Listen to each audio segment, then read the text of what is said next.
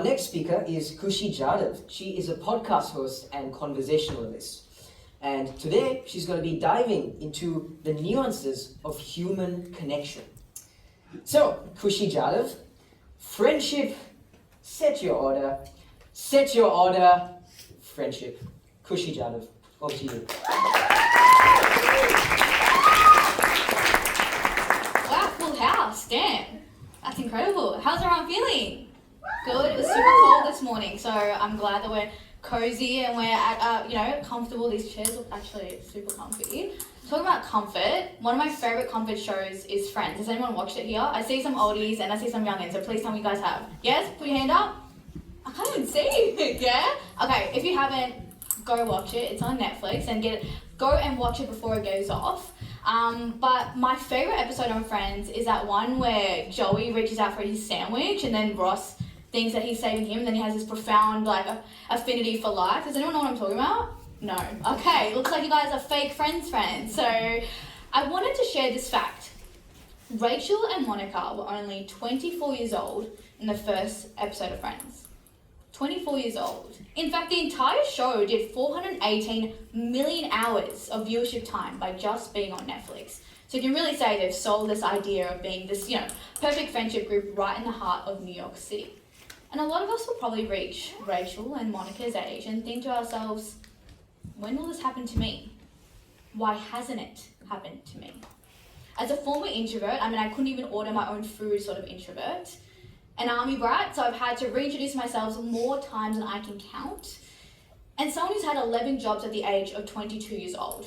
I want to challenge and question what it means to make friends. And dare I say, why you might just be a loner. Now, if you were raised right, your parents and family would probably tell you, don't talk to strangers. They do this in good faith, right? Because we don't understand good from bad. We're still learning who has good intentions for us. We're young. We don't understand. And I like to think as we go from primary school to secondary and hopefully your early 20s, you'll have your good share of good and bad friendships. And so we understand who has good intentions for us. So I challenge you this, flip it. Treat everyone like a friend until they give you a reason to treat them like a stranger. Imagine you've walked this earth before and you're meeting everyone for a second time. You'll open yourself to more conversations, more companionship, and therefore friendship. You see, the only difference between a stranger and a friend, ready, is familiarity. And that's a feeling. So imagine you hijack that feeling. In that way, your conversations will actually be more vulnerable and authentic as well. In 2023, the World Health Organization announced that we were going through a loneliness epidemic. That's 2 years post-COVID, where we were physically isolated from people. Insane, right? In fact, they also said that smoking 15 cigarettes a day was equivalent to the impacts of loneliness. Or in fact, loneliness was as impactful as smoking 15 cigarettes per day. So you can say that friendships often got stigmatized as being a hard thing or a hard thing to do. Dare I say, I don't think it's hard. I think it just requires intention. The same way you probably set goals at the start of the year. I know a lot of us said we were going to join the gym. Did we? I don't know. But yes, we said goals at the start of the year. The same way that we manifest, we create those vision boards.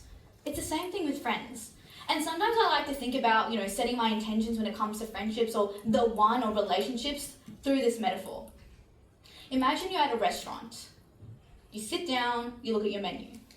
Your menu are all the desires and the people and the things that you want to attract in this life. It could be the one, it could be your best friend, it could be a longing for a pen pal, whoever it might be that's on that menu. The waiter comes, you set your order. Obviously, the waiter then takes it to the chef makes it, and you wait. And you might be twiddling your thumbs, but you know that your food's coming. Sometimes it's quick, and sometimes, if you think about food that comes quick, you can think about fast food restaurants, right? They come in convenience. Those are friendships that are made in proximity. They're quick, they're on the go. And sometimes we're seated at a fine dining restaurant, where the food takes a little bit of time. Those friendships take time, they take love, they take nurture, but they're the ones that last longest. So trust the process. I've actually got a lot of backlash from saying trust the process because a lot of people say that process is limited to extroverts and extroverts only. Hot take, I don't believe everyone's born an extrovert. I don't even believe extrovert is something that you're born with. Dare I say, I don't think anyone's born confident. You know why? Because the only difference between an extrovert and an introvert is practice. I bet you guys are going to say that confidence, right? The thing is with confidence, people often mistaken that for just being loud and speaking really loudly and being funny and being the attention seeker of the group. It actually means this. You see, practice and confidence almost mean the same thing. Confidence is just doing something over and over and over again until sometime along the way you got positive validation from it. So then the next time you do it with really good quality. It's confirmation after practicing. So extroverts have just been given an extra opportunity to practice, whereas introverts could be able to do more practice. So I challenge you to practice. Wow, I've really said that many times today. When I think about practice, I often think of the times where I was forced to go to dance rehearsal. Now, like I said at the start of my talk, I was really, really shy. I couldn't even order my own food, sort of shy. And I remember my parents recognized this, and I don't know if this is the making of the next Nobel Peace Prize sort of doctor, engineer mix of a person for my ethnic families in the crowd. You guys will probably know that.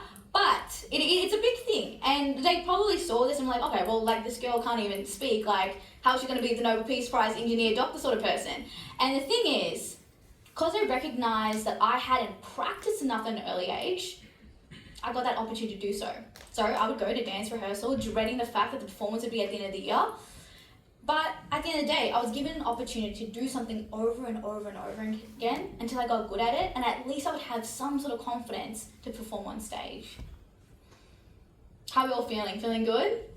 Yeah, feeling good? I bet you guys can all relate a little bit, because at the end of the day, like whether it's math, whether it's English, whether it's chemistry, whether it's being good at driving, at the end of the day, it just takes a little bit of practice. I want you to walk today with 3 things. 1, it's not that deep. It's not that deep. People are as lonely as you are. Like I said, we were going through an epidemic. You know how many people you need to have an epidemic? Crazy, right? So treat everyone like a friend until they give you a reason to treat them like a stranger. What that means is treat everyone as if they're the best people in the entire world. They all have your positive intentions, and eliminate the people who push your boundaries. 2, work on your signaling. What does this mean? Well, I like to share a case study. There were 2 women at a bar, and they wanted to check the variables of looks and body language. They had your Bella Hadid model. Everyone's beautiful in their own way, but Bella Hadid is stunning, right? And they actually made her be super conservative, have her shoulders forward, have her not really talk to the bartender, super dismissive, and not essentially interacting with that many people. And they wanted to count how many people would approach them just based on looks and body language. The next person, again, everyone's beautiful in their own way, but well, it's not your Bella Hadid, let's put it that way, right? They had to focus on their body language, shoulders back, smiling, having that warmth, having banter with the bartender, having banter with the waiter, having banter with those around her. You can count how many people willingly came up to her just to have a conversation, just to say hi, or just to give a compliment. You see, being warm, being vulnerable, having open body language is actually a human survival instinct. Let's say something went wrong, right? Are you going to go to the person that you don't trust? Are you going to go to the person that you do trust? Are you going to go to the person that makes you feel warm and protected, or the person who doesn't make you feel warm and protected? It's actually a human survival mechanism to go towards people that make you feel safe, which is why that's one of the biggest compliments I could receive, or anybody else could receive. You make me feel safe. So work on your signaling. 3, I often hear people say, no one wants to be my friend. I want more friends. Why aren't this person friends with me? Why is it so hard for me? Me, I. Why are we not focused on outwards? Be interested in the people around you. Probe. What I mean by that? Ask questions. Think about it, right? Oprah Winfrey, your famous podcasters, Alex Cooper, Call Her Daddy, Diary of a CEO, they have probably met this person in front of them for the first time on that day. On top of that, they have to make millions and millions of dollars just from that conversation. How are they doing that? Because they have to make that person feel interested, vulnerable, safe, and get a killer conversation out of that interview. That's the same thing that I like to aim for when I'm doing my podcast. So, ask questions, and not just how's your day going, how's the weather been, etc., etc. Be interested. What do they have to say? Why is their opinion different from mine? And obviously, with respect, curate that conversation. Remember, there's no such thing as strangers, only friends you haven't met yet. Thank you so much, everyone.